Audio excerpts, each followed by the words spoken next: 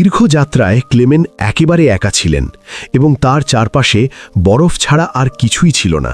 নির্জনতায় তার মানসিক ভারসাম্য নষ্ট হতে পারত, তাই তিনি নিজের সাথে নিজে কথা বলতেন এবং নিজেকে অনুপ্রাণিত করতেন। কম্পাসের সাহায্যে তিনি পথ দেখে চলতেন, যাতে পথ হারিয়ে না ফেলেন। এভাবেই দিন গড়িয়ে মাস পার হতে লাগল। টানা 2 মাস হাঁটার পর ক্লেমেন সেই বরফের ময়দানে একটি ছোট গাছ দেখতে পেলেন। গাছটি দেখে তিনি এতটাই খুশি হলেন যেন কোনো গুপ্তধন পেয়েছেন। তিনি দৌড়ে গিয়ে গাছটিকে জড়িয়ে ধরলেন। এই গাছটি ছিল একটি সংকেত, তিনি বরফের এলাকা পার করে ফেলেছেন এবং সামনে বনভূমি শুরু হতে যাচ্ছে। একটু এগোতেই তিনি বনের দেখা পেলেন।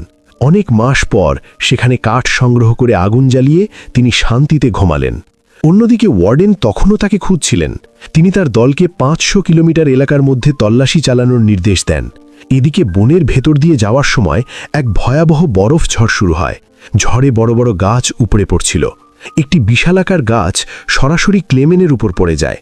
ক্লেমেনের কপাল ভালো ছিল যে সেই সময় সোনা খোঁজার কাজে নিয়োজিত 2জন লোক সেখান দিয়ে যাচ্ছিলেন। তারা ক্লেমেনকে দেখতে পান এবং তার প্রাণ বাঁচান। এরপর তারা 3 জন মিলে একসাথে পথ চলতে থাকেন। পথে একটি নদী পার হওয়ার জন্য তারা কাঠের নৌকা তৈরি করেন।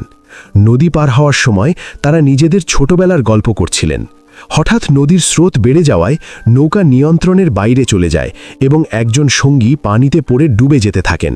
ক্লেমেন পানিতে ঝাঁপ দিয়ে তাকে উদ্ধার করেন, কিন্তু তাদের অন্য সঙ্গীটি ছিল লোভী। সে ভাবল তারা 2জন হয়তো ডুবে মারা গেছে, তাই সে তাদের সোনা নিয়ে একা পালিয়ে যায়। পরে ক্লেমেন ও তার সঙ্গী যখন তাঁবুতে পৌঁছান, তখন সঙ্গীটি রাগের মাথায় সেই লোভী বন্ধুটিকে গুলি করে মেরে ফেলে। এরপর ক্লেমেন এবং ওই লোকটি বাকি পথ চলা শুরু করেন। তারা কয়েক মাস ধরে লোকালয় খোঁজার আশায় হাঁটতে থাকেন, কিন্তু আবারও শীতকাল চলে আসে এবং পুরো বন বরফে ঢেকে যায়। ওই লোকটির বহন করা বোঝা অনেক ভারী ছিল, তাই ক্লেমেন তার বোঝা হালকা করার জন্য সাহায্য করতে চাইলেন। কিন্তু সেই লোকটি সন্দেহ করল যে ক্লেমেন হয়তো তার সোনা চুরি করতে চায়। সে ক্লেমেনকে ধাক্কা দিয়ে নিচে ফেলে দেয় এবং ক্লেমেন অজ্ঞান হয়ে যান। কিছুক্ষণ পর জ্ঞান ফিরলে ক্লেমেন দেখেন একদল নেকড়ে তাকে ঘিরে ফেলছে।